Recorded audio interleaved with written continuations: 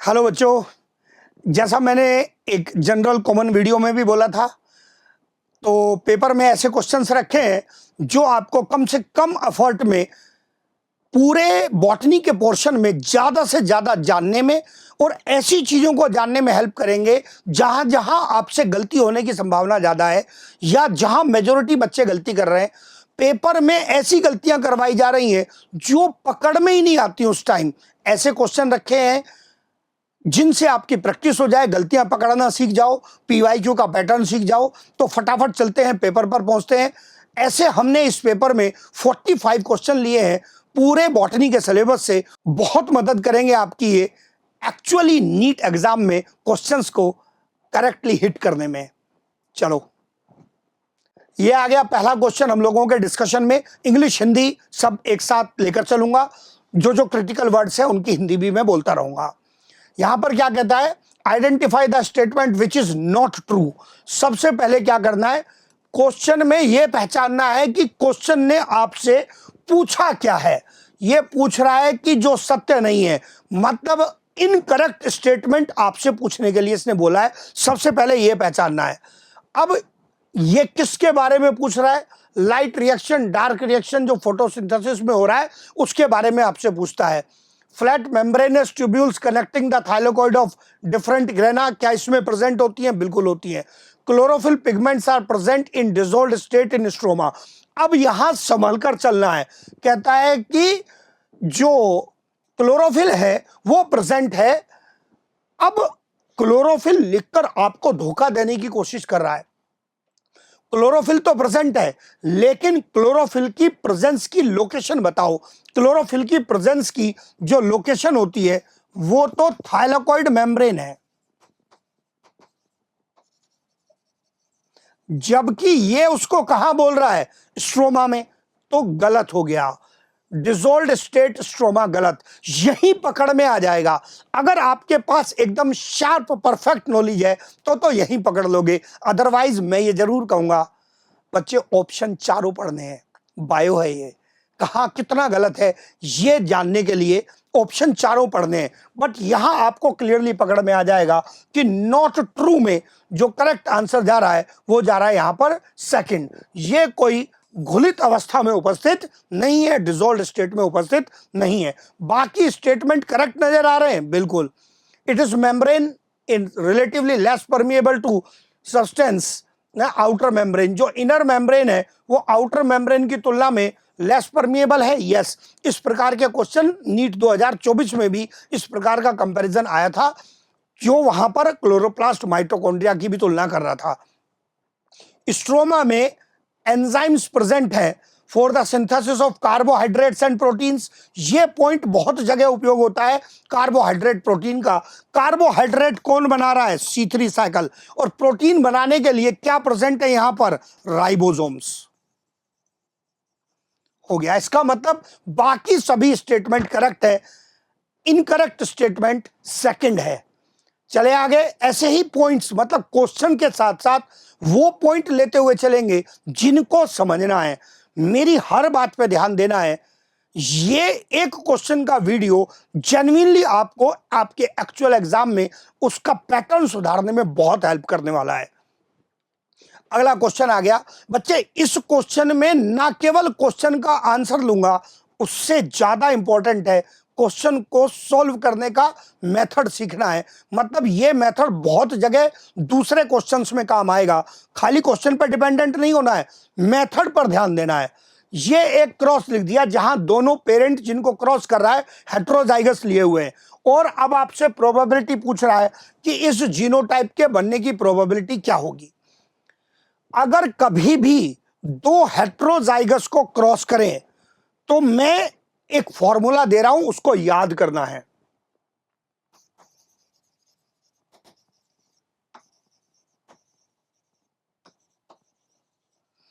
Heterozygous, मैं एक अकेला पेयर लिखूंगा पहले।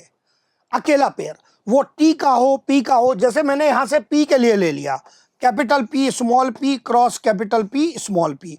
अगर इनको क्रॉस कर दें तो ये इनकी सेल्फिंग के जैसा ही तो है। इसको क्रॉस करने के बाद जो रिजल्ट आता है वो रिजल्ट आता है capital P capital P small p, capital P small p and small p। यहां से एक चीज याद करनी है आज, अगर कहीं क्वेश्चन में अटक रहे हैं आप, तो आप ये देखो इन चारों में से इसकी प्रोबेबिलिटी कितनी 1/4, ये भी कितना 1/4, ये भी कितना 1/4, ये भी कितना 1/4। अब एक पॉइंट बोलूंगा, ध्यान से सुनना बहुत। होमोजाइगस डोमिनेंट की प्रोबेबिलिटी, कोई भी एक पेयर, किसी भी एक पेयर होमोजाइगस डोमिनेंट की प्रोबेबिलिटी 1/4, होमोजाइगस रिसेसिव की प्रोबेबिलिटी 1/4, 1/4 आ रही है। जबकि ये दोनों हेट्रोजाइगस है और ये 1/4 ऐड हो जाएगा, तो मतलब हेट्रोजाइगस की प्रोबेबिलिटी कितनी हो जाएगी 1/4 प्लस 1/4 मतलब 1/2। तो रिमाइंड करना है, किसी भी एक पेयर के लिए होमोजाइगस डोमिनेंट पेयर की प्रोबेबिलिटी 1/4, होमोजाइगस रिसेसिव पेयर की प्रोबेबिलिटी 1/4, हेट्रोजाइगस पेयर की प्रोबेबिलिटी 1/2। अब ये प्रोबेबिलिटी अप्लाई कर दो क्वेश्चन सॉल्व करने पर। कहता है कि ये वाले जो जीनोटाइप है इसके आने की प्रोबेबिलिटी बताओ। जो बात P के लिए सच है वही बात Q के लिए भी सच है। अप्लाई करो, आप करो क्वेश्चन। क्या पूछा है उसने आपसे, कैपिटल P, आप बताओ कैपिटल P की प्रोबेबिलिटी कितनी आ रही है 1/4। मल्टीप्लाई करना है किसकी प्रोबेबिलिटी से, Q की। जो बात मैंने कहा P के लिए सच है वो Q के लिए भी सच है। मतलब हेट्रोजाइगस है तो हेट्रोजाइगस की प्रोबेबिलिटी 1/2, हेट्रोजाइगस पेयर की प्रोबेबिलिटी 1/2। आंसर आ गया कितना 1/8। बहुत सिंपल साधारण क्वेश्चन लिया है, ये मेथड सीखना है बच्चे। आई होप इसको आप वापस भी देख सकते हैं कि हमने क्या क्या किया है, और ये बहुत सारे अन्य क्वेश्चंस को करने में हेल्प करेगा। आंसर आ गया ऑप्शन नंबर 3। चले आगे, इस क्वेश्चन को यूज करना है, कई बहुत सारे और क्वेश्चन में काम आएगा। नेक्स्ट क्वेश्चन पर चलते हैं, रे फ्लोरेट्स के बारे में। एनसीईआरटी की लाइन में से लिया गया क्वेश्चन। सनफ्लावर की जो रे फ्लोरेट्स हैं इनके बारे में आपसे पूछ रहा है, इसका मतलब सही स्टेटमेंट पूछ रहा होगा। इसमें 5 स्टेमन्स हैं, गलत बात है। Divide of both male and female reproductive structure, अरे ऐसा कैसे होगा, दोनों में से कोई तो होगा, दोनों ही होते हैं। बेसल प्लेसेंटेशन एनसीईआरटी का मेन एग्जांपल है। सनफ्लावर मैरीगोल्ड, ये आधारी बीजान्यास बेसल प्लेसेंटेशन के प्रमुख एग्जांपल है। तो तुरंत पकड़ में आ गया। अगर एक भी ठीक पॉइंट आपको पता होगा क्वेश्चन आएगा पकड़ में। तो आंसर हो गया 3rd। फिर इसके बाद आगे, क्या इसमें सुपीरियर ओवरी है, गलत। इसमें जो ओवरी है वो किस प्रकार की है, इंफीरियर है, इंफीरियर ओवरी का एग्जांपल है। आगे चलते हैं, याद करने वाला क्वेश्चन है, हर तरह के क्वेश्चन लिए मिक्स। ये आ गया पेडिग्री का क्वेश्चन। एक लॉजिक सिखाऊंगा, वो लॉजिक सीखना है। बहुत सारे पेडिग्री क्वेश्चन करने में आपके काम आएगा, मतलब आपके मेजॉरिटी पेडिग्री क्वेश्चंस में हेल्प करेगा। अब आप इस पेडिग्री को पहले ध्यान से देखो। सबसे पहले क्या ढूंढना है कि क्या पूरी पेडिग्री में कहीं पर ऐसी जगह है जहां दोनों पेरेंट नॉर्मल हो और बच्चे में डिसऑर्डर हो, दोनों पेरेंट नॉर्मल हो, बच्चे में डिसऑर्डर हो।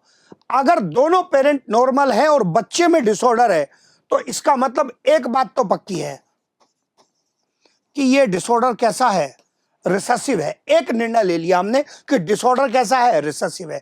फिर अब एक आगे गोल्डन फॉर्मूला बोल रहा हूं, अगर दोनों पेरेंट नॉर्मल है और बेटी में डिसऑर्डर आ गया तो इस बात की गारंटी है कि यह डिसऑर्डर ऑटोसोमल रिसेसिव है।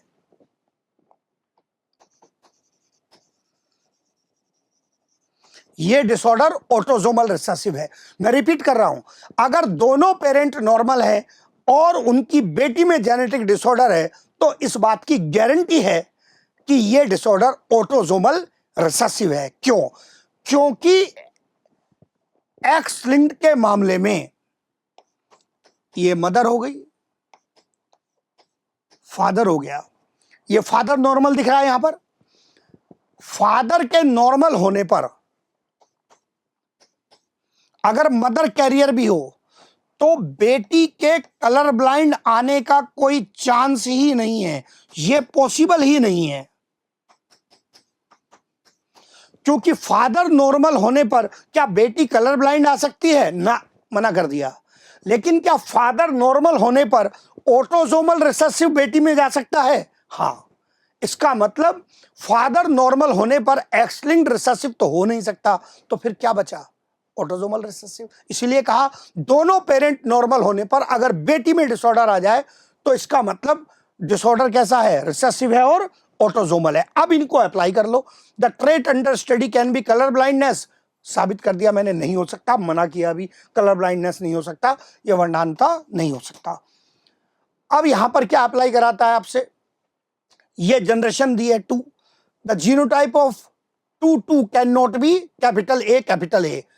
ये जो पर्सन है ये कैपिटल ए नहीं हो सकता। बिल्कुल सही बात है। अगर ये कैपिटल ए होता, होमोजाइगस नॉर्मल होता, तो फिर बेटी में डिसऑर्डर कहां से जाता? इसका मतलब इसका कैपिटल ए होना संभव नहीं है। इसका मतलब ये स्टेटमेंट तो सही हो गया। स्टेटमेंट कैसा हो गया? ये करेक्ट हो गया, करेक्ट स्टेटमेंट है। सी लिखना है करेक्ट स्टेटमेंट पर। The pedigree can be for inheritance of cystic fibrosis. Cystic fibrosis NCERT ने दिया है, डिटेल तो नहीं दिया, लेकिन ये एक ऑटोसोमल रिसेसिव डिसऑर्डर है। इसका मतलब ये स्टेटमेंट भी करेक्ट हो गया। The genotype of 3-4 can be capital A. फिर से वही कहानी आ गई कि ये जो 3-4 है, इस थर्ड जनरेशन का जो ये फोर्थ मेंबर है, ये कैपिटल ए हो सकता है। कैसे हो सकता है कैपिटल ए? अगर ये स्मॉल ए डिसऑर्डर है तो यहां से तो एक स्मॉल ए तो आएगा, मतलब ये नहीं होगा, ये तो हेट्रोजाइगस होगा। इसका मतलब स्टेटमेंट कैसा हो गया? इनकरेक्ट हो गया।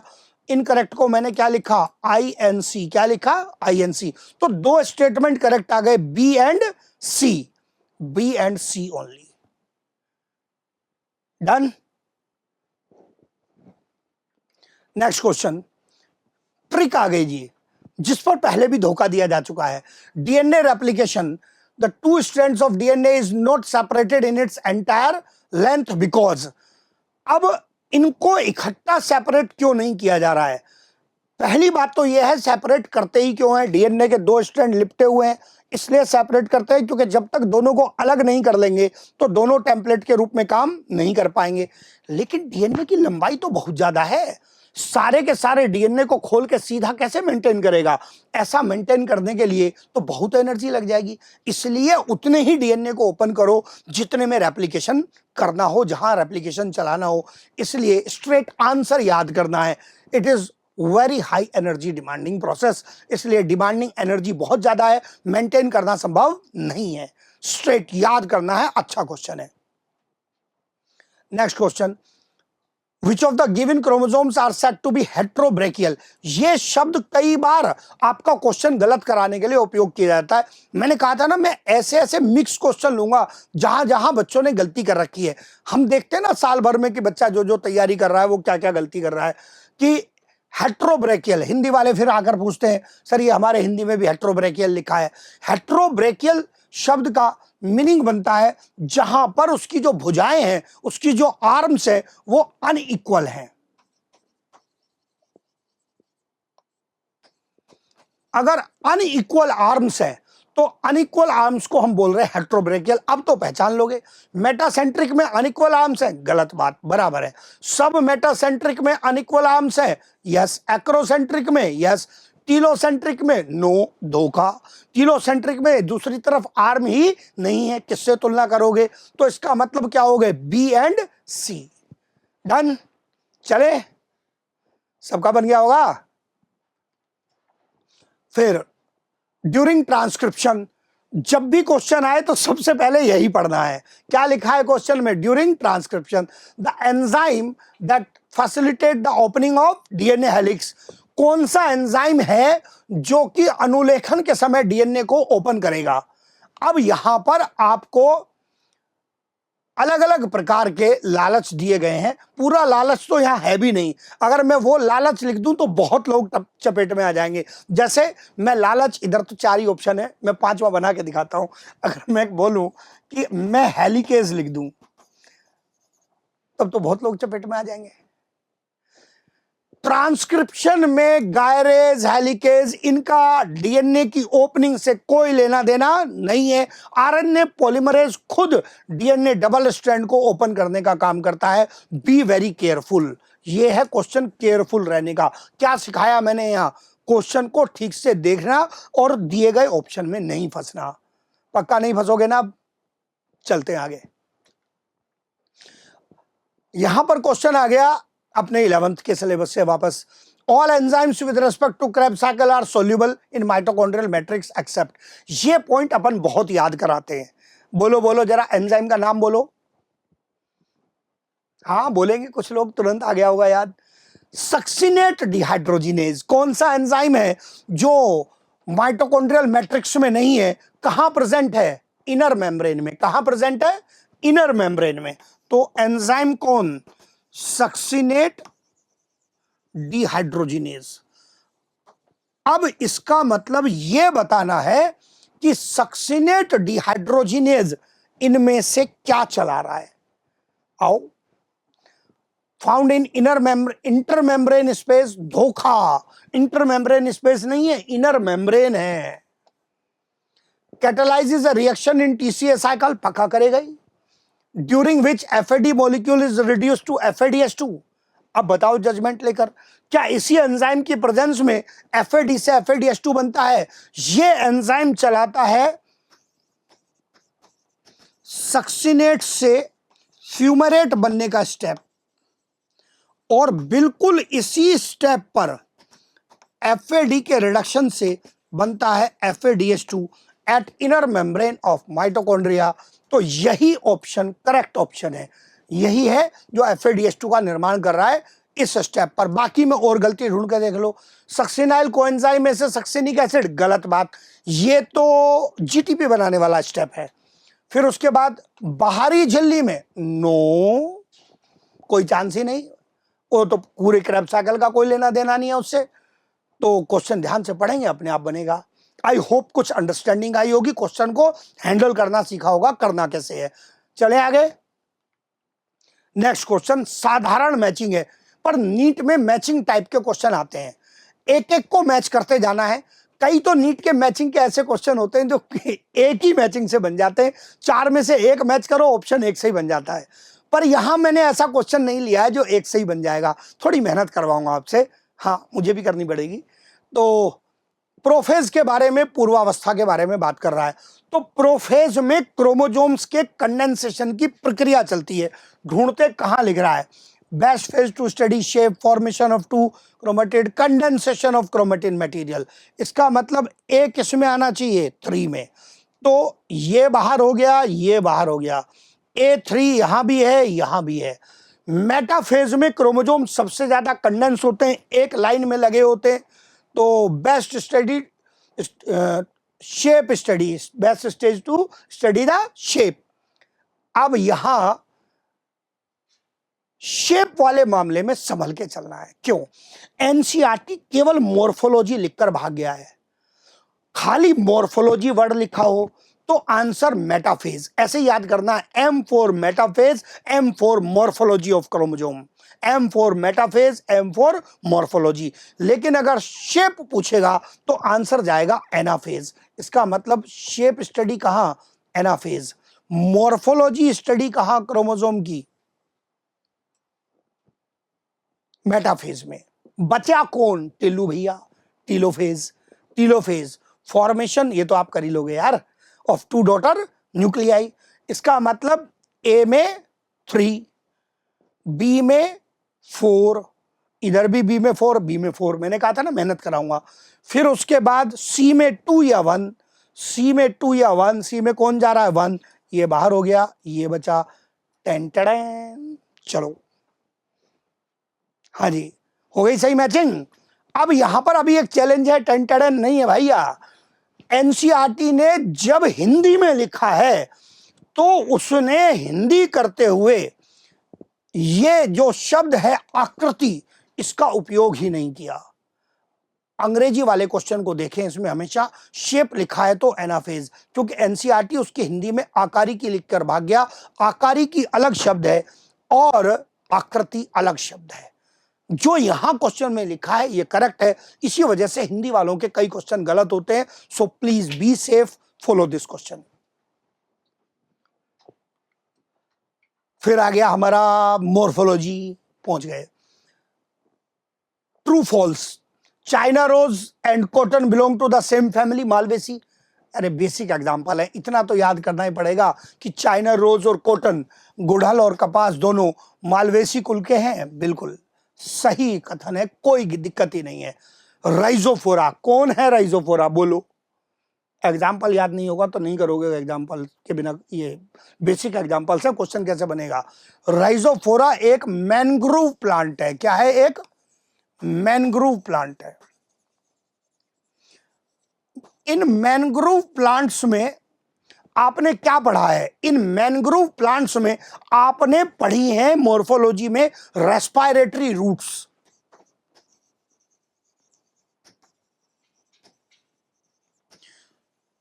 श्वसनी जड़ें पढ़ी हैं, इनमें पढ़ी है आपने श्वसनी जड़ें, रेस्पिरेटरी रूट्स। तो ये नीचे जा रही हैं कि ऊपर आ रही हैं? ऊपर की ओर बाहर उगती है। Shows vertically upward growing root, यहां तक सही चल रहा है। आगे जाकर हेल्प टू गेट लाइट, अच्छा जड़ें बाहर लाइट लेने आई हैं, अंदर जाके लैंप जलाएंगी। हुर्र, इनका फोटोसिंथेसिस से कोई लेना देना नहीं है, इनका प्रकाश संश्लेषण से कोई लेना देना नहीं है। मतलब ये स्टेटमेंट हो गया फॉल्स, ये हो गया true. So true false, true false, option number 2। चलो next question, 11th one, in which of the following given population interactions none of the interacting species benefit. दोनों में से किसी का कोई लाभ नहीं है। कोई लाभ नहीं है तो इसका मतलब आप अप्लाई करते चले जाओ। स्पर्धा या कंपटीशन कैसा प्रोसेस है? स्पर्धा या कंपटीशन तो माइनस माइनस है, बिल्कुल, तो ये तो हमें लेना ही है। प्रिडेशन प्लस माइनस है, परभक्षण प्लस माइनस है, यहां तो एक का लाभ हो गया।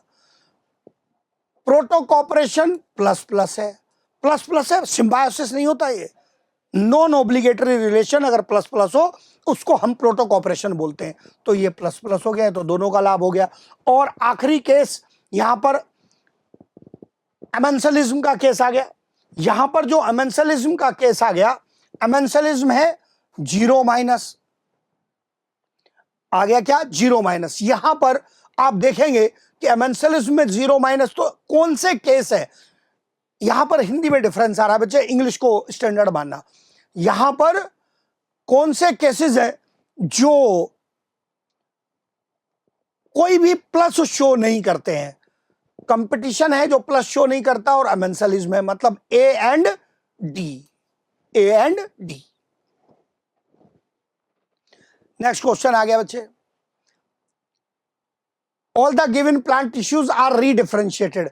अरे यार ये ऐसा क्वेश्चन है जिसको करा करा के ना मैं बता रहा हूं, टीचर घुमा घुमा के इसको करा करा के थक गए, और बच्चा शायद गलत करते करते नहीं थका है, और बाद में कहता हूं कैसे गलत हो गया। अरे यार दिमाग लगाओ, रट के मत बैठो। अभी आज करा रहा हूं, मैं बता रहा हूं, गलत नहीं होना चाहिए कहीं पर भी। अगर प्राइमरी मेरिस्टेम है तो इसके सेल्स डिवाइड कर रहे हैं, इसमें अगर डिफरेंशिएशन हुआ तो इसके डिफरेंशिएशन से प्राइमरी परमानेंट टिश्यू बनेगा, जैसे कि पेरेन्काइमा।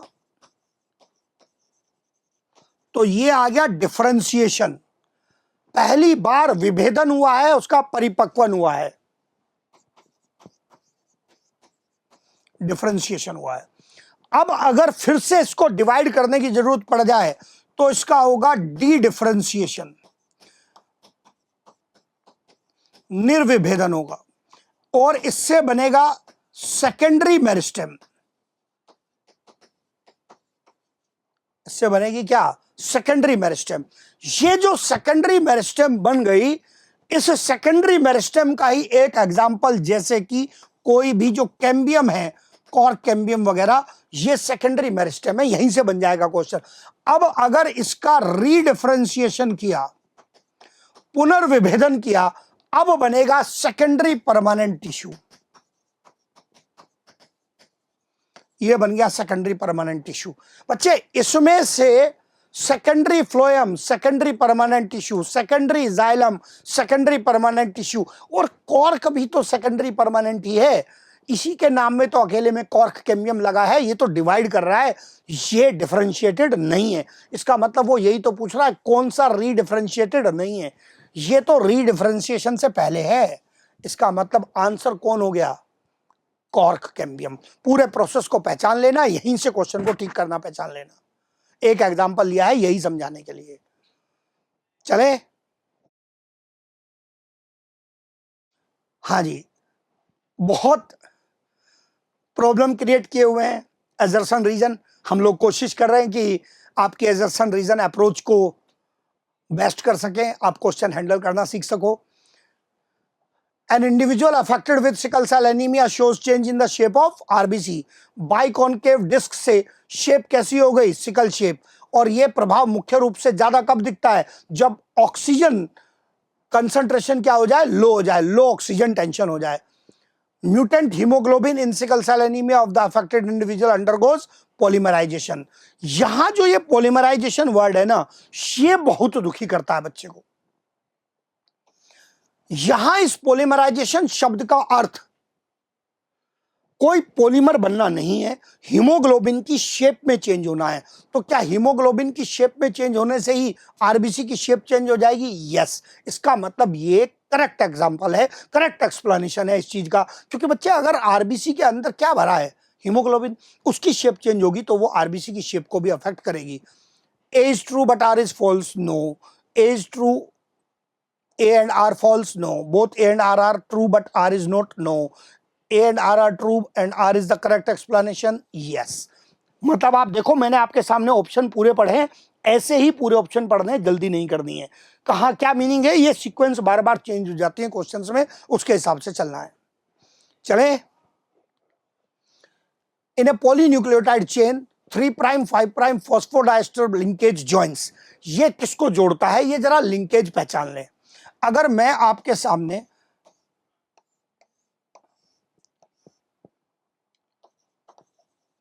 ये कोई न्यूक्लियोटाइड बनाऊं, ये एडेनिन, इस पर ये शुगर और ये यहां पर फॉस्फेट, ये एक न्यूक्लियोटाइड है, नाइट्रोजन बेस, शुगर, फॉस्फेट। अब यहां पर ये इसका 3' है, इस पर यहां पर फॉस्फेट ग्रुप जुड़ा, ये फॉस्फेट ग्रुप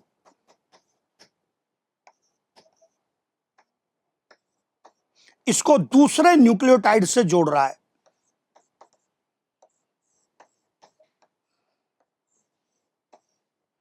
कोई भी नाइट्रोजन बेस जैसे साइटोसिन। तो ये नीचे वाली शुगर का क्या हो गया? 5', ये 3'। तो ये जो फॉस्फोडाइएस्टर बॉन्ड है, क्या लिखा है? डाइएस्टर। क्या वर्ड लिखा है? डाइएस्टर। सिंगल एस्टर होगा तो मीनिंग अलग है, डाइएस्टर होगा तो मीनिंग अलग है। तो ये किसको जोड़ रहा है? Nitrogen base and pentose sugar. गलत बात। नाइट्रोजन बेस और पेंटोज शुगर को तो ग्लाइकोसाइडिक बॉन्ड जोड़ता है, ये तो ग्लाइकोसाइडिक बॉन्ड है, ये जोड़ता है, ये तो गलत हो गया। दो न्यूक्लियोटाइड को जोड़ रहा है, बिल्कुल आपके सामने जोड़ रहा है, फॉस्फोडाइस्टर बॉन्ड दो न्यूक्लियोटाइड को जोड़ रहा है, तो ये करेक्ट आंसर है। और देखते हैं, टू कॉम्प्लीमेंट्री नाइट्रोजन बेस, गलत, वो तो हाइड्रोजन बॉन्ड से जुड़ेंगे। अब phosphate group with nucleotide, phosphate group with nucleoside, ये तो एस्टर बॉन्ड है, ये तो एस्टर बॉन्ड है, जबकि वहां पूछा क्या है? डाइएस्टर। इसका मतलब करेक्ट आंसर क्या हो गया? 1। अंतर समझ में आया? इसका मतलब मेन झगड़ा जो आपसे कराया गया है वो फर्स्ट और फोर्थ ऑप्शन के बीच में कराया गया है, उसी का मैंने अंतर समझाया है। दो न्यूक्लियोटाइड को जोड़ रहा है, सिंगल एस्टर बॉन्ड लिखा है तो वो न्यूक्लियोसाइड को जोड़ता है उसके फॉस्फेट से, और डाइएस्टर लिखा है तो दो न्यूक्लियोटाइड को जोड़ता है। नेक्स्ट क्वेश्चन, ये वो पार्ट है इकोलॉजी का जो बार बार घूम घूम के क्वेश्चन में आता है। अब मैंने कैसा क्वेश्चन लिया है जिसमें स्टेटमेंट एक से ज्यादा करेक्ट हो, लेकिन पूछे गए क्वेश्चन का आंसर एक ही हो। आओ, डेविड टिलमैन बहुत जंगलों में घूमे हैं, डाइवर्सिटी की बात करी है, हाँ जी, आधा हिंट तो दे ही दिया मैंने। Perform long term ecosystem experiments and showed that increased diversity contributed to higher productivity. जिन इकोसिस्टम की, जिन पारितंत्रों की डाइवर्सिटी ज्यादा होगी उनकी प्रोडक्टिविटी भी ज्यादा होगी, ऐसा बताया डेविड टिलमैन ने। देखो ये बात तो सच है, डेविड टिलमैन ने बताई है कि नहीं बताई है, यही तो पूछा गया है आपसे। अब अप्लाई करते हैं। कीस्टोन स्पीशीज या key species derive major ecosystem functions, बहुत इंपॉर्टेंट फंक्शंस करते हैं कीस्टोन स्पीशीज, बात ये भी सच है। Stable community shows much variation in productivity, जो स्टेबल कम्युनिटी होगी उसकी प्रोडक्टिविटी में वेरिएशन आएगा? नो, ये तो स्टेटमेंट ही गलत हो गया। Within a region species richness increased with increasing explored area, बताओ ये किसमें पढ़ा था? कर पढ़ा था, अलेक्जेंडर वॉन हम्बोल्ट। इसका मतलब ये स्टेटमेंट तो सही है पर ये इसका आंसर नहीं है, क्योंकि क्वेश्चन पूछा है किसके बारे में? डेविड टिलमैन के बारे में। तो इसका मतलब ये तो अलेक्जेंडर वॉन हम्बोल्ट हो गया, ये स्टेटमेंट ही गलत हो गया। और ये वाला पॉइंट है पॉल एहरलिच वाला, रिवर्ट पॉपर हाइपोथेसिस का, इसका मतलब स्टेटमेंट सही है पर इसका आंसर नहीं है। एलिमिनेशन लगाना भी सिखा रहा हूं, तो इसका मतलब अल्टीमेटली कॉन्फिडेंस में आ जाओ। बचा कौन? ऊपर वाले पे लगाया था, बचा कौन? वन। जिसकी डाइवर्सिटी ज्यादा उसकी प्रोडक्टिविटी भी ज्यादा, उसकी स्टेबिलिटी ज्यादा, आसानी से उसकी प्रोडक्टिविटी में बदलाव नहीं आएगा, ना घटेगी ना बढ़ेगी, जो भी बदलाव होगा धीरे होगा। मतलब इसीलिए तो एनसीईआरटी कहता है कि जो इकोसिस्टम ज्यादा डाइवर्स होते हैं, डेविड टिलमैन के नाम से लिखता है, उनकी प्रोडक्टिविटी में आसानी से चेंज नहीं आता है। Which among the following is not a subspecies? Pure रट्टा, बताओ, आप ही बताओगे कौन है जो एक सब स्पीशीज नहीं है? बाली, कैस्पियन, थाइलसीन, जावा। बहुत आसान है, बस ऐसे ही रट्टे के लिए लिया है क्योंकि तीनों एक साथ याद करवाने आपको। बाली, कैस्पियन, जावा, ये जवान नहीं लिखा है, जावा, या ऐसे लिखते हैं हिंदी में कई बार जावन, तो जवान नहीं है। हाँ, मतलब मूवी की बात नहीं हो रही है। थाइलसीन एक्सटिंक्ट स्पीशीज है, ऑस्ट्रेलिया से गायब हुई, इसका सब स्पीशीज से कोई लेना देना नहीं है। बाकी ये तीनों सब स्पीशीज है टाइगर की, जो अब एक्सटिंक्ट हो चुकी हैं। इसका मतलब ये स्पीशीज है एक्सटिंक्ट स्पीशीज। तो वो यही तो पूछ रहा है कौन सा एक स्पीशीज नहीं है। आंसर क्या हो गया? Option number 3। Next question, transfer section of dicot roots shows. हाँ जी, एनाटॉमी आ गई। डाइकोट रूट, क्वेश्चन आते ही एनाटॉमी का अपने दिमाग में डायग्राम लाना है। पहले पहचानना है किसका डायग्राम? रूट का। किसकी रूट? डाइकोट की। ऐसा कहते ही दिमाग में ये डायग्राम आना चाहिए।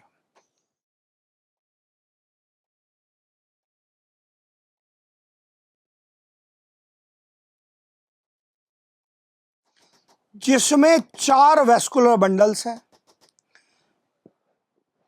Phloem xylem. फ्लोएम जाइलम का अल्टरनेट प्रेजेंस है, क्या बोलते हो इसको? Radial vascular bundles. क्या है? रेडियल। और संख्या कितनी बनाई है मैंने? 4। एनसीईआरटी बोलता है 2 या 4। अब अप्लाई करो। Endodermis in the form of starch sheath, धोखा। एंडोडर्मिस डाइकोट के स्टेम में है। Large and well developed pith, large and well developed pith dicot के स्टेम में है और मोनोकोट की रूट में है। Thick walled parenchymatous cells of pericycle, ये आपको चैलेंज देगा, जानबूझकर इसीलिए लिया है क्वेश्चन कि ये आपको चैलेंज देगा।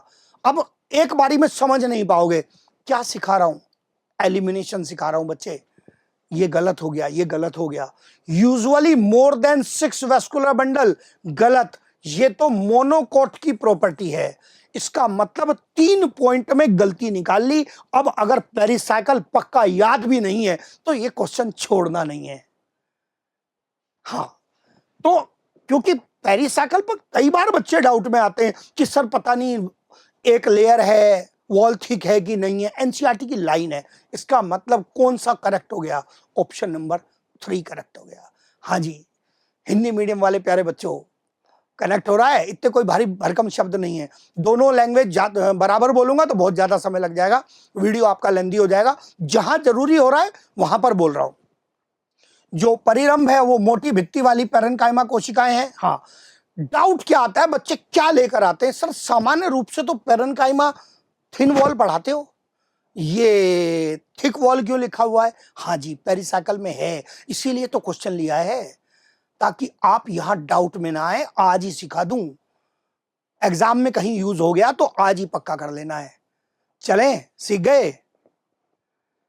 Next question, all of the following features are exhibited by flowers pollinated by abiotic agent except, मतलब कोई ऐसा फीचर है, बाकी सब मैच करते हैं, एबायोटिक एजेंट वाले से कोई एक फीचर है जो मैच नहीं करता। Light weight pollen grain, wind के बारे में एनसीईआरटी लिखता है कि लाइट वेट होंगे, तो ये अप्लाई हो जाएगा, बिल्कुल अप्लाई हो जाएगा कि लाइट वेट पोलन ग्रेन होंगे। Pollen grain surrounded by mucilaginous covering, ये किस में अप्लाई हो जाएगा? वाटर पोलिनेशन में अप्लाई हो जाएगा, ये विंड पोलिनेशन में अप्लाई हो जाएगा।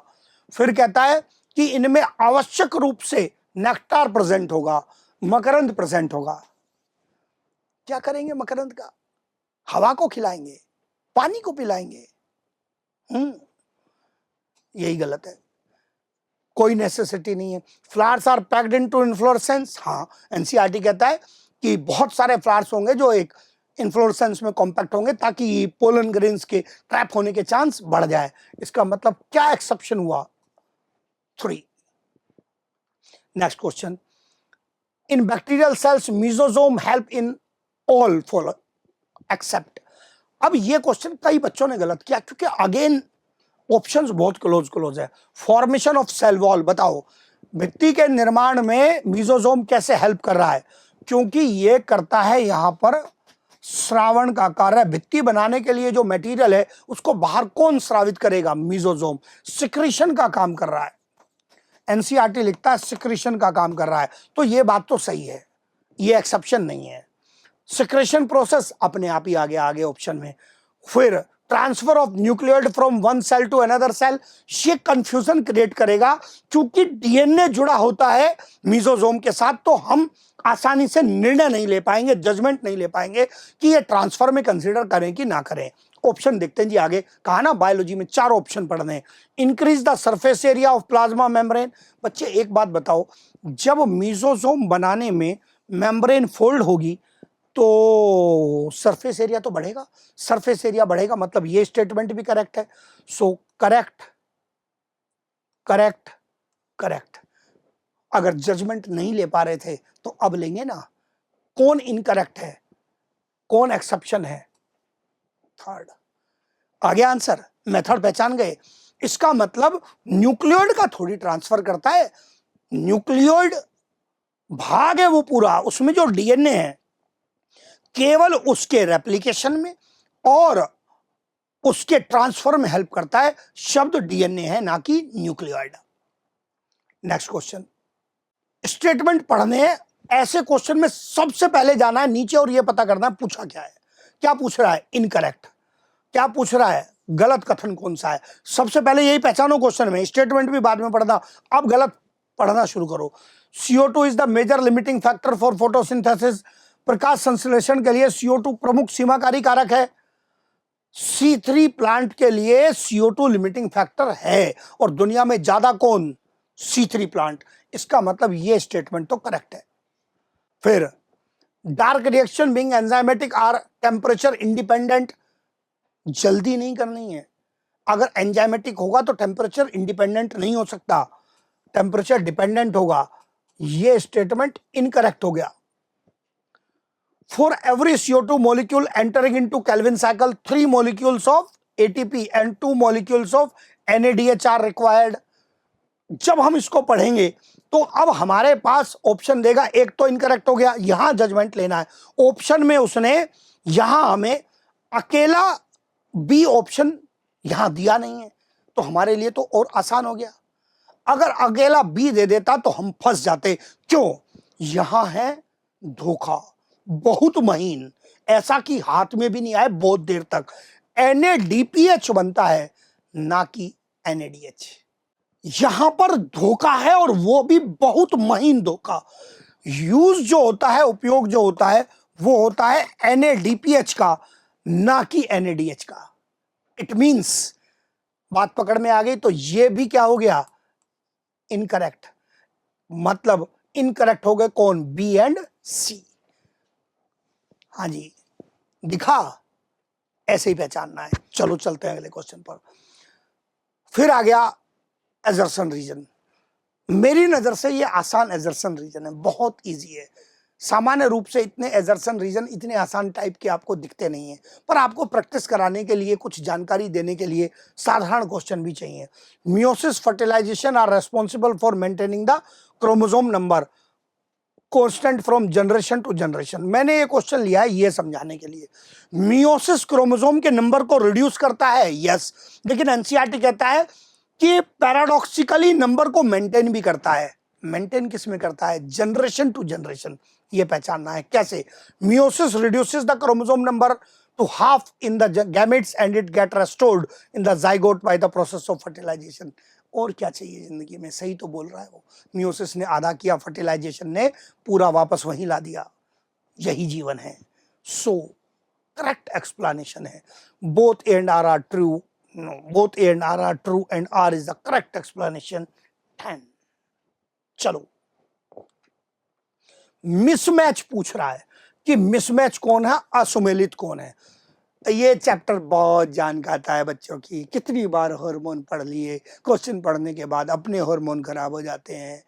ध्यान से पढ़ना है। Gibberellin promote bolting in plant with rosette plants. Yes, NCERT की लाइन है। जो रोजटी स्वभाव वाले पौधे हैं उनमें पुष्पन से पहले, फ्लावरिंग से पहले इंटरनोड इलोंगेशन करता है। तो इसका मतलब जो पर्व की लंबाई है उसको बढ़ाता है, इसी को बोल्टिंग बोलते हैं। हाँ जी, ये स्टेटमेंट तो करेक्ट है, इसमें कोई एसुमिलेट नहीं है, ये करेक्ट है। Cytokinin stimulate lateral shoot, NCERT की लाइन, बिल्कुल लेटरल शूट को बढ़ावा देता है। Abscisic acid promotes root hair formation. अच्छा, एब्सिसिक एसिड रूट हेयर बनाएगा? नहीं, इथाइलिन ने बनाया था। किसने बनाया था? इथाइलिन ने। मतलब यही मिसमैच हो गया, आंसर आ गया। कोई नहीं, लगाने से पहले और अभी देख लेते हैं। Auxin responsible for apical dominance. हलवा, बहुत आसान, सब जानते हैं। मतलब यही मिसमैच है। Done. Next question, generative cell of the pollen grain. इन क्वेश्चंस को ध्यान से पढ़ना है। Has a large irregularly shaped nucleus. Large लिखा है। जनरेटिव सेल गरीब खुद ही लार्ज नहीं है। फिर forms pollen tube. Pollen tube बनाना काम है इंटाइन का। Spindle shaped with dense cytoplasm and nucleus. Yes, NCERT की लाइन है। तो ये आपको याद करवाने के लिए क्वेश्चन लिया है कि ये तर्कु आकृति की होती है और उसमें सघन कोशिका द्रव्य भरा होता है और एक केंद्रक उपस्थित होता है। Abundant food reserve vegetative cell का की प्रॉपर्टी है। इसका मतलब करेक्ट आंसर क्या आ गया? 3। यहां पर आप देखो, मैं हर क्वेश्चन में मेथड लगा रहा हूं कि आपको ये पता चले कि आप पहले ना गलत ऑप्शन को देखो। मैं जहां जहां गलत आता है गोला लगाता हूं तुरंत कि ये गलत है, इसकी वजह से गलत है, ताकि कॉन्फिडेंस आए। क्योंकि स्टेटमेंट वाले क्वेश्चन में बच्चा कैसे झूलता है, यार इसको ठीक मानूं नहीं मानूं, मुझे ठीक से याद है कि नहीं याद है। देखने में यहाँ मेरे करने के बाद बहुत आसान लगेगा। हाँ, दूसरे के करने के बाद दुनिया, हर चीज दुनिया में बहुत आसान लगती है। खुद करके देखने में ही सारी समस्या है दुनिया में। जिंदगी में सारी समस्या तभी है जब हम उसको खुद करते हैं। बाकी तुमने किया तो अरे क्या है, कुछ नहीं। आओ आगे चलते हैं। Which of the given is referred to as complex 4। ये वो पार्ट है जहां आपसे गलती कराई जा सकती है। कुछ सेकंड देता हूं, खुद करके देखो कॉम्प्लेक्स 4 के बारे में क्या सच लग रहा है।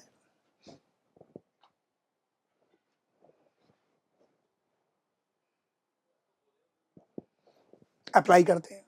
साइटोक्रोम सी ऑक्सीडेज कॉम्प्लेक्स है ये। वैसे तो एनसीईआरटी ने लिखा है, आंसर तो बन गया, यही है। क्योंकि जो साइटोक्रोम सी है, जो कि मोबाइल कैरियर है, ये साइटोक्रोम ए प्लस A3 को इलेक्ट्रॉन देता है, ए के माध्यम से जाएंगे। क्योंकि इसने इलेक्ट्रॉन दिए कॉम्प्लेक्स 4 को, ए और A3 क्या है मिलाकर साइटोक्रोम कॉम्प्लेक्स 4। क्या कॉम्प्लेक्स 4 ने साइटोक्रोम C मोबाइल कैरियर से इलेक्ट्रॉन लिए? हाँ। तो इसका क्या किया? ऑक्सीडेशन। इसलिए कॉम्प्लेक्स 4 का एक नाम ही रख दिया गया साइटोक्रोम C ऑक्सीडेज, जो साइटोक्रोम C का ऑक्सीडेशन करे। आंसर आ गया। इसमें क्या गलती है? ये तो कॉम्प्लेक्स 3 है। NADH डिहाइड्रोजनेज कॉम्प्लेक्स 1 है। यूबिक्विनोन मोबाइल हाइड्रोजन कैरियर है। ये पहचानना है, मतलब आपको ये याद करवाने के लिए क्वेश्चन दिया है कि कॉम्प्लेक्स 4 का ही एक और नाम है एनसीईआरटी में लिखा हुआ साइटोक्रोम C ऑक्सीडेज। चले, सेलेक्ट द इनकरेक्ट मैच। फिर आ गया इनकरेक्ट मैच, और फिर से plant hormone, indole compounds, indole acetic acid, तो ये तो करेक्ट मैच है। टर्पीन, टर्पीन वर्ड जब भी आता है तो आपको छलांग लगाकर जाना है कहां? जिब्रेलिन पर। इसका मतलब इसके सामने जिब्रेलिन आना चाहिए था। लिखा क्या है? 6 फर्फ्यूराइल अमीनोप्यूरिन। पढ़ने के बाद झटका लग सकता है, what is this? Furfuri. Furfuri Furfuri नहीं है। अरे कम से कम प्यूरिन तो पहचानोगे। प्यूरिन लिखा है तो इसका मतलब साइटोकाइनिन से रिलेटेड होगा। साइटोकाइनिन किसके डेरिवेटिव हैं? एडेनिन के। तो अमीनोप्यूरिन लिखा है, एडेनिन की बात कर रहा है, इसका मतलब ये साइटोकाइनिन है। इसका टर्पीन से कोई लेना देना नहीं है, मतलब यही इनकरेक्ट मैचिंग है। और देख लेते हैं एडेनिन डेरिवेटिव। अभी तो बोला मैंने साइटोकाइनिन। काइनेटिन क्या है? एक प्रकार का साइटोकाइनिन है। डेरिवेटिव ऑफ कैरोटिनॉइड एनसीईआरटी लिखता है। एब्सिसिक एसिड किससे बनता है? कैरोटिनॉइड से। इसका मतलब इनकरेक्ट मैचिंग का correct answer option number 2। Next question, which of the following are found in equisetum? एक टेरिडोफाइट है, होमोस्पोरस टेरिडोफाइट है। अप्लाई करते हैं। मोटाइल मेल गैमिट होते हैं टेरिडोफाइट में? बिल्कुल होते हैं। क्या इसमें राइजोम पाया जाता है? हाँ, एनसीईआरटी ने फोटो बनाई है। ऐसे स्टेम, और इसका कुछ भाग स्टेम का यहां, और ये पत्तियां हैं बाहर जाकर, ये राइजोम है और यहां जड़ें हैं। तो क्या इसके स्टेम का कुछ भाग अंडरग्राउंड हॉरिजॉन्टल है, राइजोम है? यस, ये भी पाया जाता है, ये भी पाया जाता है। प्रोथैलस बनेगा? बिल्कुल बनेगा। होमोस्पोरस है? यस। हेट्रोस्पोरस कैसे याद करना है? नोट, मास याद करना है। मार्सिलिया, एजोला,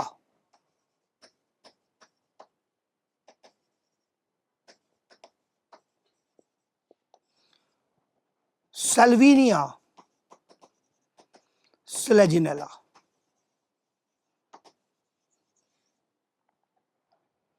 ये है हेट्रोस्पोरस आपके सिलेबस से रिलेटेड। इनको याद कर लो, बाकी को सबको चिपका दो किसमें? होमोस्पोरस में। तो ये होमोस्पोरस हो गया, मतलब सारे करेक्ट हैं। Option number 4। चलो, फ्लॉक्स आर फॉर्म्ड, बहुत आसान, पर फ्लॉक्स आपको बताना जरूरी है। सेकेंडरी ट्रीटमेंट के समय बनते भी हैं, वहीं उपयोग भी होते हैं। किस चीज के बने हैं? एरोबिक बैक्टीरिया एंड फंजाई के फिलामेंट हैं? बिल्कुल यही है जी। बहुत ही आसान क्वेश्चन, तुरंत बन गया। मेरे हिसाब से किसी का गलत नहीं होना चाहिए, पर आपको इसकी नॉलेज देना जरूरी। एनारोबिक नहीं, ये तो बाद में उपयोग होंगे डाइजेस्टर में। एल्गल, गलत बात, यहाँ एल्गी का कोई रोल ही नहीं है। साइनोबैक्टीरिया एंड मिथेनोजन के बने हैं। इसका साइनोबैक्टीरिया से कोई लेना देना नहीं है, और ये मिथेनोजन भी नहीं है। चलो, आसान क्वेश्चन, मिक्स लिया है, नीट जैसी फीलिंग भी तो आनी चाहिए। नीट सच में आसान है। उसके क्वेश्चन आप देख लो, 2024 का पेपर ले लो, 23 का पेपर ले लो, जो पुराने पेपर दिए हैं उन सबको देखने के बाद फीलिंग आती है, हाँ नीट इतना आसान होता है। या जिन्होंने पिछले साल दिया था, ये पेपर इतना आसान था, तो मैं क्या कर रहा था? कोई बात नहीं, अभी करते हैं। In a typical dihybrid cross performed by Mendel, what will be the probability? फिर आ गया जी एक प्रोबेबिलिटी का सवाल। Of plants which are homozygous for both the traits. Probability सिखाई थी अब आपको, लगाओ, खुद अप्लाई करो। क्या बोल रहा है? दोनों लक्षणों के लिए समयुग्म जी, दोनों के लिए होमोजाइगस पूछ रहा है, दोनों के लिए होमोजाइगस लिख के देखो। Capital R, capital R, capital Y, capital Y. Homozygous की प्रोबेबिलिटी 1/4। दूसरा भी होमोजाइगस, प्रोबेबिलिटी क्या पढ़ाई थी? 1/4। कितना हो गया? 1/16। 16 में से एक, ये एक है। ये भी कितना आएगा? 1/16। होमोजाइगस चल रहे हैं सब। ये भी कितना आएगा? अब आप पहले ये देखो कि ये होमोजाइगस है कि नहीं। होमोजाइगस है, दोनों आर कैपिटल हैं, दोनों वाई स्मॉल है, ये भी होमोजाइगस है। 1/4, 1/4 होमोजाइगस। ये भी कितना आएगा? 1/16। और क्या ये भी होमोजाइगस है? बिल्कुल। ये कितना आएगा? ये भी आएगा 1/16। तो मतलब मिलाकर हो गया 4/16, मतलब 25%। डन। क्वेश्चन को करने का मेथड पहचान लेना। होमोजाइगस लिखें, प्रोबेबिलिटी पहले सिखा चुका हूं इसी वीडियो में, उसको अप्लाई करना है। किसी भी एक होमोजाइगस पेयर की प्रोबेबिलिटी 1/4, दो पेयर निकालने हैं तो दोनों को मल्टीप्लाई कर दिया 1/16, और ऐसे जितने भी पेयर थे सबको निकाल के जोड़ दिया, आंसर आ गया 4/16, मतलब 25%। नेक्स्ट क्वेश्चन, कील। कील, कील कहां पढ़ा है हम लोगों ने?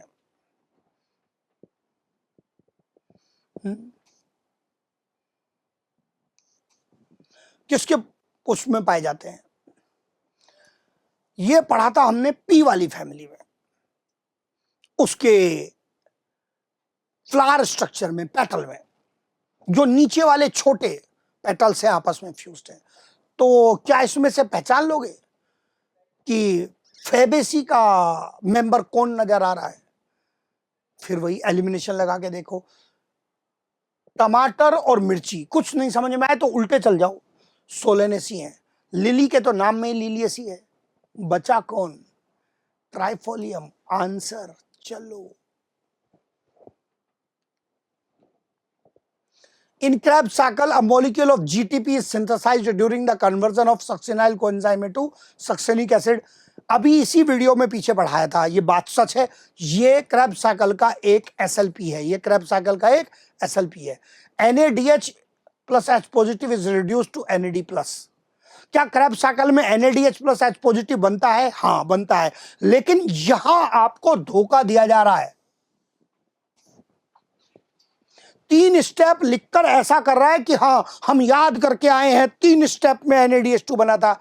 अरे बना तो था, पर NADH2 बना था, ये तो कह रहा है NADH plus H पॉजिटिव या NADH2 का रिडक्शन करना है, रिडक्शन करके NAD प्लस बनेगा। क्या उल्टा लिखा है? आया पकड़ में? इसका मतलब ये सही नहीं है। अब देखो, मैं आंसर पहले बता चुका हूं कि वो है। अब मैं देखो सब में एलिमिनेशन लगाकर आपको धोखे में से निकाल रहा हूं। 2 सबस्ट्रेट लेवल फॉस्फोराइलेशन, गलत। ये अकेला SLP है, गलत।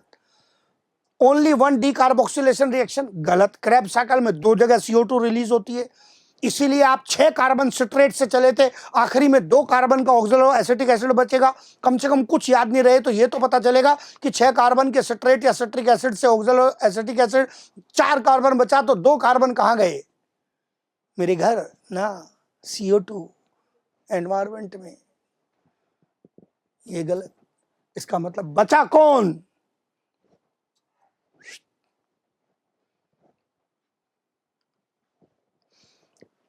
अ plant after decapitation becomes bushy. शिरोच्छेदन के बाद झाड़ीदार हो जाता है पौधा। कैसे कराया आपको कि अगर कोई पौधा उगा हुआ है उसको ऊपर से कट कर देंगे तो जो पौधा पहले लॉन्ग उग रहा था उसके बाद उसमें जो उसकी पार्श्व कलिकाएं हैं उनकी वृद्धि अधिक हो जाएगी और पौधा क्या हो जाएगा? झाड़ीदार हो जाएगा।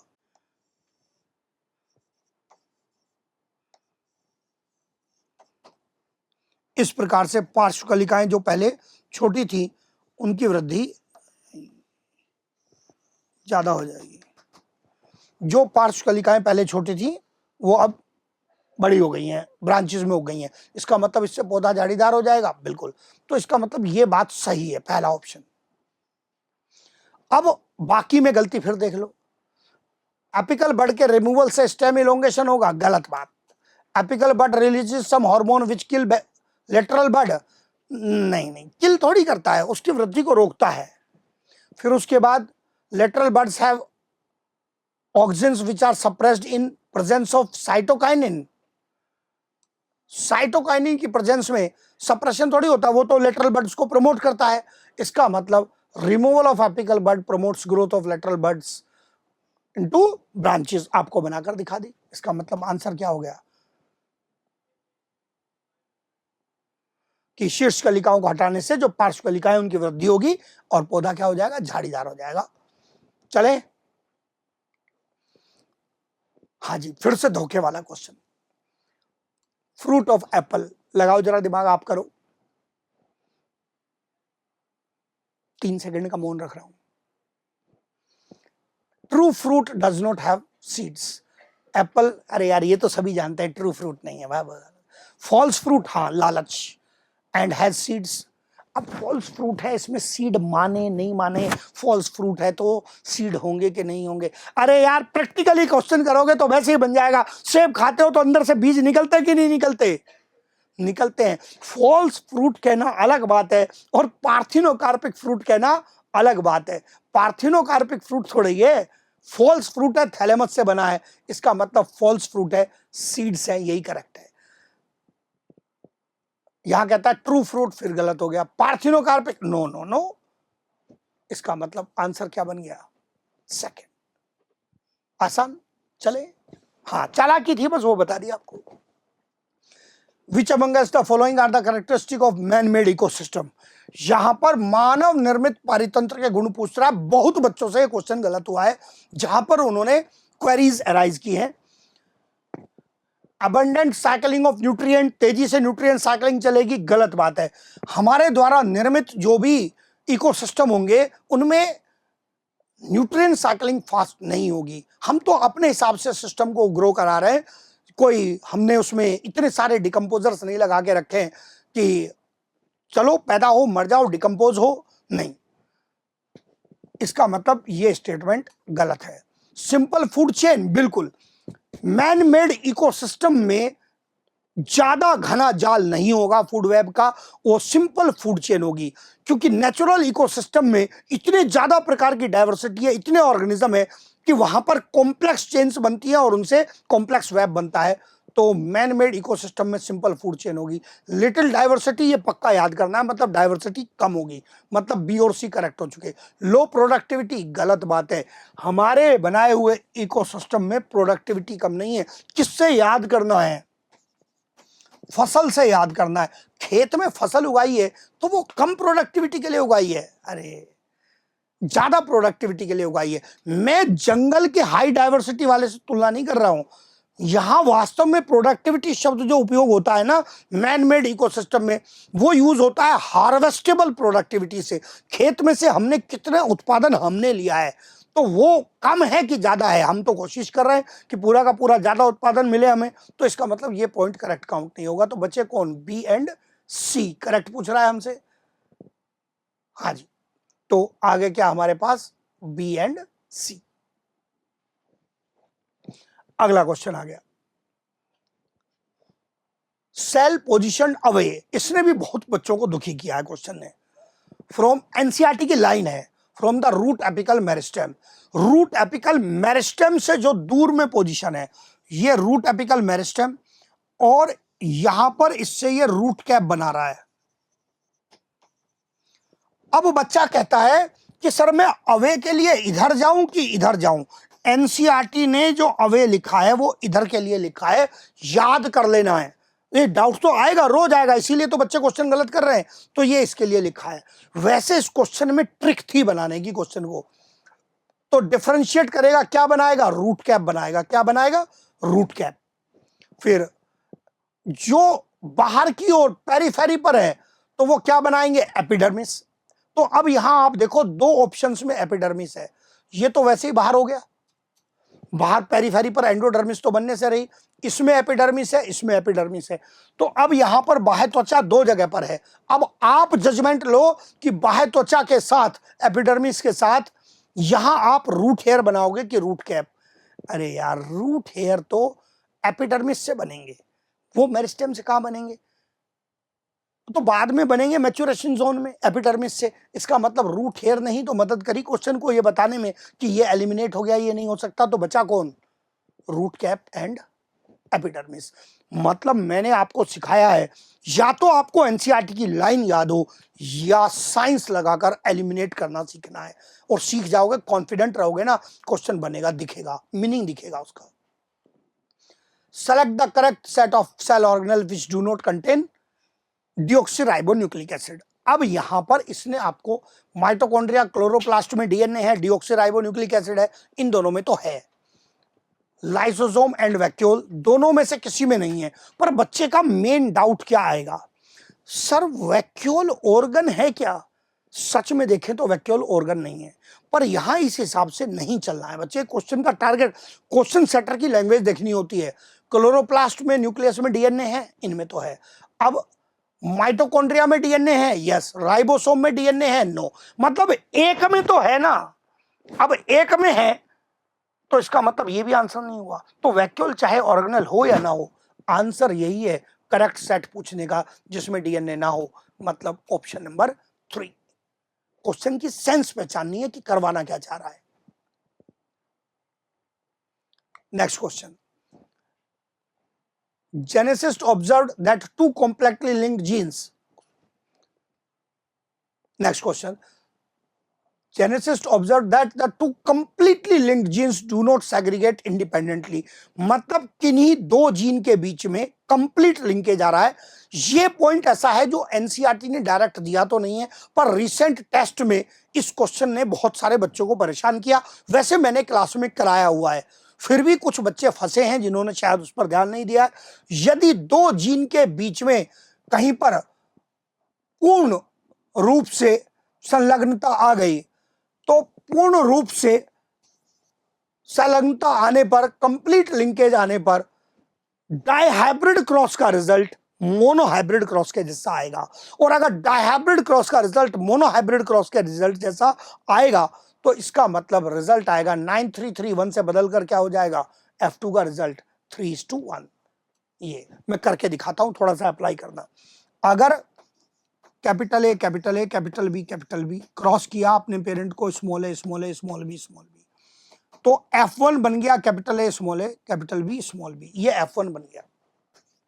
अब इस गैमेट से अगर कैपिटल ए और कैपिटल बी में कंप्लीट लिंकेज हो, मतलब ये हमेशा साथ ही रहे, कभी अलग ना हो, तो गैमेट दो ही प्रकार के बनेंगे, कैपिटल ए के साथ कैपिटल बी, स्मॉल ए के साथ स्मॉल बी, और रिकॉम्बिनेंट गैमेट नहीं बनेंगे।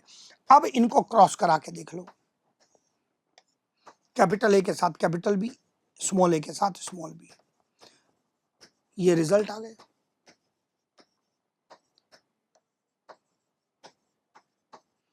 अब आप देखो, डाइहाइब्रिड क्रॉस होने के बावजूद रिजल्ट किससे मैच कर रहा है, मोनोहाइब्रिड से, 3:1। तो दो जीन के बीच में अगर कंप्लीट लिंकेज होगा, कोई रिकॉम्बिनेंट गैमेट नहीं बनेंगे, मतलब कैपिटल ए स्मॉल बी नाम का कोई गैमेट नहीं बना, स्मॉल ए कैपिटल बी नाम का कोई गैमेट बना ही नहीं है, तो फिर ऐसे मामले में रिजल्ट आ जाएगा 3:1, 9331 के बजाय। आ गया। नेक्स्ट क्वेश्चन, एक और क्वेश्चन पेडिग्री का लिया है। ये क्वेश्चन में अलग नॉलेज है। ऐसे कुछ पेडिग्री होंगे जिनमें एक से ज्यादा केस अप्लाई हो जाएगा, और अगर एक से ज्यादा केस अप्लाई हो गया पेडिग्री में, तो इसका मतलब यह है क्वेश्चन का डिफिकल्टी लेवल बढ़ेगा। मदर में डिसऑर्डर है, बेटे में आ रहा है, बेटी में भी आ रहा है, फिर यहां बेटी में आ रहा है, तो यह डिसऑर्डर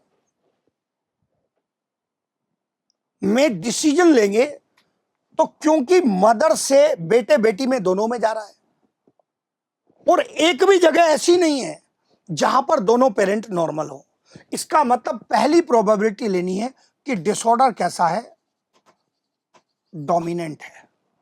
पहला केस आ गया, ज्यादा चांस किसके, डोमिनेंट के। लेकिन क्या ये डिसऑर्डर रिसेसिव भी हो सकता है? हाँ, अगर इसको कैरियर मान ले तो इसको कैरियर मानने से भी बेटा बेटी में आ जाएगा डिसऑर्डर, इसको कैरियर मान ले तो क्या तब भी बेटी में आ जाएगा। इसका मतलब क्या डिसऑर्डर रिसेसिव भी हो सकता है? हाँ, may also be recessive, disorder recessive भी हो सकता है, ये प्रोबेबिलिटी भी है। अब अप्लाई करना, this pedigree can be applicable for myotonic dystrophy, dominant, correct statement. The above pedigree can be exemplified by a genetic disorder like thalassemia. Thalassaemia जो डिसऑर्डर है वो कैसा था, ऑटोजोमल रिसेसिव। तो मैंने कहा ये ऑटोजोमल रिसेसिव भी हो सकता है। अगर इसको वाहक मान लें, कैरियर मान लें, इसको वाहक मान लें, तो फिर ऐसा कहने पर ये रिसेसिव भी साबित किया जा सकता है। इसका मतलब ये भी करेक्ट हो सकता है। आसान आगे क्वेश्चन है, पूछ क्या रहा है हमसे कि गलत बताओ। गलत ढूंढने चलोगे तो कहता है कि इसमें जो 1C है ये पर्सन है, can be carrier for the trait of colour blindness. मैंने इसको वाहक तो लिखा है, कैरियर तो लिखा है, लेकिन ये क्या कलर ब्लाइंडनेस का कैरियर हो सकता है क्या? Male X linked recessive disorder के या तो नॉर्मल होते हैं या डिसऑर्डर्ड होते हैं, कैरियर होने का कोई चांस ही नहीं है। पेडिग्री में ये मेल नॉर्मल दिख रहा है, तो क्या ये कलर ब्लाइंडनेस का कैरियर हो सकता है? नहीं हो सकता। इसका मतलब यही स्टेटमेंट गलत है, तो ये इनकरेक्ट स्टेटमेंट है और उसने यही पूछा है, तो आंसर क्या आ गया, थर्ड आ गया। मतलब बच्चों को जो मेन दिक्कत आई थी वो ये आई थी कि सर इसको डोमिनेंट और रिसेसिव दोनों साबित कर सकते हैं क्या? हाँ, बिल्कुल कर सकते हैं, बिल्कुल पॉसिबल है। This pedigree is not applicable for Y linked, सीधी सी बात है, कैसे अप्लाई होगा? मतलब ये तो स्टेटमेंट करेक्ट है, बेटी में भी जा रहा है ना, तो इसका मतलब वाई लिंक्ड होने का तो कोई चांस नहीं है। नेक्स्ट क्वेश्चन, इन ई कोलाई आई जीन म्यूटेटेड। अरे बहुत बच्चों का दिमाग खाया इस क्वेश्चन ने यार। In a way that it is unable to express itself. आप बताओ, अगर वाई जीन में म्यूटेशन हो जाए और ये कह रहा है उसका एक्सप्रेशन ही नहीं हुआ, बहुत बच्चों का दिमाग खाया इस क्वेश्चन ने। आप बताओ, अगर आई जीन में म्यूटेशन हो जाए और रिप्रेसर बने ही नहीं, अगर रिप्रेसर नहीं बना तो क्या होगा? अरे ऑपरेटर पर रिप्रेसर नाम का जुड़ने की कोई चीज ही नहीं है, और अगर ऑपरेटर पर रिप्रेसर जुड़ा हुआ नहीं है तो क्या होगा? आरएनए पॉलीमरेज आगे बढ़ेगा, ट्रांसक्रिप्शन करेगा और स्ट्रक्चरल जीन से एंजाइम बनेंगे। अब ढूंढ लो इसमें से कौन एंजाइम बना रहा है। सारे ऑप्शन पढ़ूंगा, बिना वजह टाइम जाएगा, मैंने पूरा पाठ बता दिया, वो आप पढ़ना जरा। ये एक केस है जो एंजाइम बना रहा है। धोखा क्यों दिया उसने? क्योंकि उसने केवल एक एंजाइम का नाम लिखा, तो चलो बच्चे को धोखा देते हैं, एक ही एंजाइम का नाम लिखो, जो मैं पेपर के शुरू से समझाता हुआ आ रहा हूं। एलिमिनेशन लगाओ, गलत साबित करो ऊपर के कथनों को कि क्या क्या बोलता है। RNA polymerase will not be able to bind with promoter, गलत बात है। अरे रिप्रेसर है ही नहीं तो क्यों नहीं बाइंड करेगा? ये तो गलत हो गया, करेगा। Lactose will not be able to enter into the cell, अरे क्यों नहीं एंटर करेगा? परमिएज तो बन रहा है ना, तो गलत हो गया। There will be a sharp decline in the production of beta galactosidase, अरे उल्टा बढ़ रहा है, इसका मतलब गलत हो गया। तो कुछ नहीं समझ में आए तो पूरे क्वेश्चंस कराने में मैंने बहुत दबाव दिया है एलिमिनेशन का भी यूज करने पर। तो चाहे एक ही एंजाइम का नाम लिखा है, केवल फोर्थ ही करेक्ट हो सकता है, बनेंगे तो तीनों। Read the following statement, assertion reason आ गए जी। इस क्वेश्चन ने भी बहुत बच्चों को परेशान किया। एजर्सन रीजन में अभी यहां पर मैं एक पॉइंट बोलूंगा, बहुत ध्यान से सुनना है। क्या पॉइंट है? कहता है कि कंपटीशन एक डेट्रीमेंटल है रिलेशनशिप है पॉपुलेशन में। डेट्रीमेंटल मतलब नेगेटिव, जिसमें नुकसान हो, दोनों का नुकसान होता है, बिल्कुल। जिसमें सुपीरियर स्पीशीज में dominate and eliminate the inferior species, जिसमें जो प्रभावी जाति है, उत्तम प्रभावी जाति है, वो निम्न प्रकार की जातियों को समाप्त कर सकती है। अब मैटर आया कि समाप्त किया कैसे? भाई सुपीरियर स्पीशीज ने अपने हिस्से में आने वाली रिसोर्सेज ज्यादा कर दी, और अगर उसके हिस्से में रिसोर्सेज ज्यादा आएंगी तो ज्यादा रिसोर्स आएंगी तो अल्टीमेटली इंफीरियर स्पीशीज एक्सटिंक्ट हो जाएगी। ये एक्सप्लेनेशन बच्चा एक्सपेक्ट कर रहा है, इसलिए बच्चे से क्वेश्चन का आंसर गलत हुआ।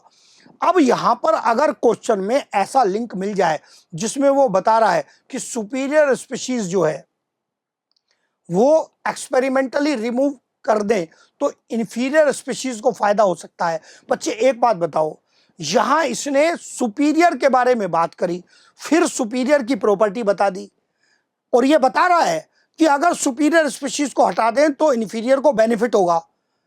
तो एक बात बताओ, अगर सुपीरियर स्पीशीज को हटाने से इंफीरियर को बेनिफिट होगा तो मतलब जब प्रेजेंट थी तो नुकसान पहुंचा रहा था, तो डेट्रीमेंटल का मीनिंग क्या, जो नुकसान पहुंचाए, तो प्रेजेंट थी तो नुकसान पहुंचा रहा था, तो एक्सप्लेन हो गया ना। तो ये करेक्ट एक्सप्लेनेशन माना जाना चाहिए। R is the correct explanation of A. Next, a population X was reported, बिना वजह का क्वेश्चन है, जाने कितने बच्चे गलत कर रहे हैं। With the following data, number of pre reproductive कितना दिया है, 9875। प्री रिप्रोडक्टिव कौन है, पॉपुलेशन में बच्चे हैं, पिरामिड में सबसे नीचे आते हैं, ये प्री रिप्रोडक्टिव। अब आप मुझे बताओ, प्री रिप्रोडक्टिव की तुलना में इसने रिप्रोडक्टिव की संख्या उससे कम लिखी है कि ज्यादा लिखी है? आपके सामने है, संख्या ज्यादा लिखी है। और अगर एज पिरामिड में ऐसा हो जाए, बच्चे कम रिप्रोडक्टिव वाली पॉपुलेशन ज्यादा, अपने आप ही आंसर आ गया। यहां इतना बनाते ही आंसर आ गया कि पॉपुलेशन डिक्लाइन करेगी, बच्चों की संख्या कम, रिप्रोडक्टिव मेंबर्स की संख्या ज्यादा। तो इसका मतलब डिक्लाइन कर रही है, पॉपुलेशन में कमी आ रही है। इसका मतलब पॉपुलेशन डिक्लाइन कर रही है, घट जाएगी। Correct answer. चले, एक ही पॉइंट है, ध्यान से देखना है, उसी से पहचान लेना। फिर सर इसका क्या होगा, इसका कुछ नहीं हो रहा है, उससे आंसर डिसाइड नहीं होता है, इन्हीं दोनों का कंपैरिजन करना है। बहुत बच्चों की जान खाई है क्वेश्चन ने। In an ecosystem 100 kilojule energy in the form of sunlight has fallen on the organism that occupies the first trophic level। इसका मतलब प्लांट के ऊपर जो एनर्जी पड़ी है लाइट से, लाइट के लेवल पर 100 किलोजूल, तो प्लांट के लेवल पर 1 किलोजूल। 1% आती है केवल, ये ध्यान रखना है।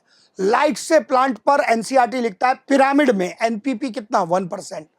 अब प्लांट से T2 ट्रॉफिक लेवल 2 पर 0.9, तो respiratory loss, heat loss, function वगैरह सब, ये तो 0.9 हो गया टोटल फंक्शंस मिला के, फंक्शंस प्लस हीट लॉस। आगे कितनी गई है, 10%, मतलब कितनी आ गई इधर, 0.1। यहां से लॉस कितना होगा, 0.09। आगे कितनी जाएगी, T3 पर 0.01। इसने हमसे क्या पूछा है, what amount of energy will be utilized by the organism for its different biological activities which occupies the second trophic level। Second trophic level के फंक्शन हीट लॉस में कितनी एनर्जी, ये आंसर आएगा। ऐसे बनाना है क्वेश्चन को, इसको ध्यान से देख लो, हिंदी इंग्लिश दोनों। हिंदी वालों ने क्या यहां पर डाउट क्रिएट किया था कि सर यहां अवशोषित लिखा हुआ है। अवशोषित लिखने का मतलब यह नहीं है कि वो सारे को उपयोग कर लेगा, एनपीपी में 1% ही जाएगी। नेक्स्ट क्वेश्चन, आसान क्वेश्चन एकदम। Archaebacteria differ from other bacteria in having a different cell wall structure, बिल्कुल एनसीईआरटी कहता है, करेक्ट स्टेटमेंट है। Methanogens are responsible for the production of methane that is biogas from the dung cattle. अरे छोटे बच्चों वाले question, एकदम बहुत ही आसान। Both statement A and B are correct, कुछ नहीं करना है, मैं क्या बताऊंगा इसमें। क्या इसको भी कोई गलत कर सकता है, जो करेगा हम उसको खोपचे में लेंगे। Read the following 5 statements. हाँ कुछ तो दूं ऐसा जहां आपको लगे अच्छा ये तो देखते ही हो गया। Algae are chlorophyll bearing simple thyroid autotrophic largely aquatic organism.